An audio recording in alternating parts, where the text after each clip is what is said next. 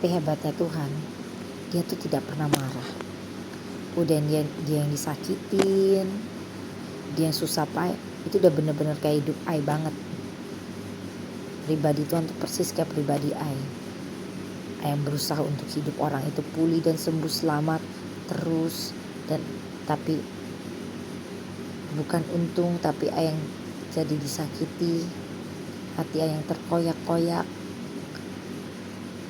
tapi tetap berusaha untuk orang itu kembali mengalami pribadi Holy Spirit.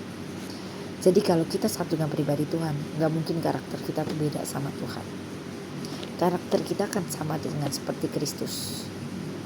Kita gak akan pernah berhenti untuk pribadi orang itu mengalami pribadi Holy Spirit, karena Tuhan bergerak dalam kita, melalui kita, untuk orang itu mengalami pribadi Holy Spirit dan membawa pribadi Holy Spirit dalam hidup kita. Dan Tuhan itu tidak akan pernah menyerah. Jadi Roh Kudus itu tidak akan pernah menyerah dalam hidupmu.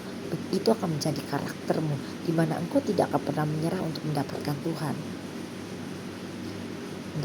Tuhan. Jadi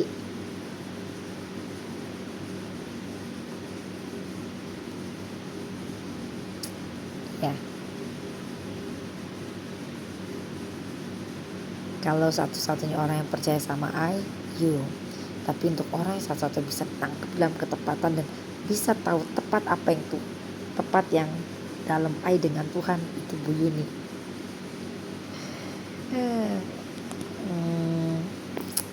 Bedanya sama Bu Grace, dia tidak tergoyahkan, tidak bisa diprovokasi.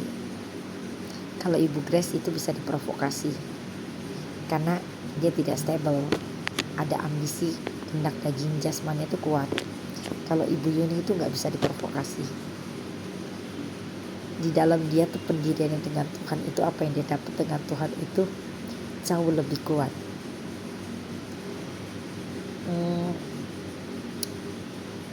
Ya, itu yang kaget. Ada orang yang tepat bening. Dan Tuhan suka itu semua. Kenapa? Karena untuk mendapatkan pribadi itu tuh seperti itu susah. Itu orang yang dibentuk dalam hadirat Tuhan, orang yang banyak makan pribadi Roh Kudus, bukan di gereja loh. Pribadimu bergaul sama Tuhan, itu akan mendapatkan ketepatan dan kebeningan. Tentu saja obey tentunya ya. Dan Ibu Yuni itu orang yang begitu obey dan taat. Cuman obey dan taatnya dia tuh itu salah kaprah. Semua ketaatan pemimpin dia ikutin semua sekalipun itu salah. Dan itu menjadi racun dalam hidup dia. Tapi Tuhan itu tidak akan pernah membiarkan orang-orang yang hebat di tangan Tuhan itu hancur.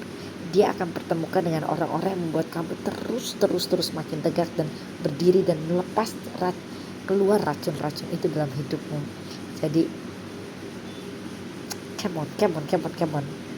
Tambah maju, tambah tahun 2026 tambah, karena tahun 2026 itu tahun power.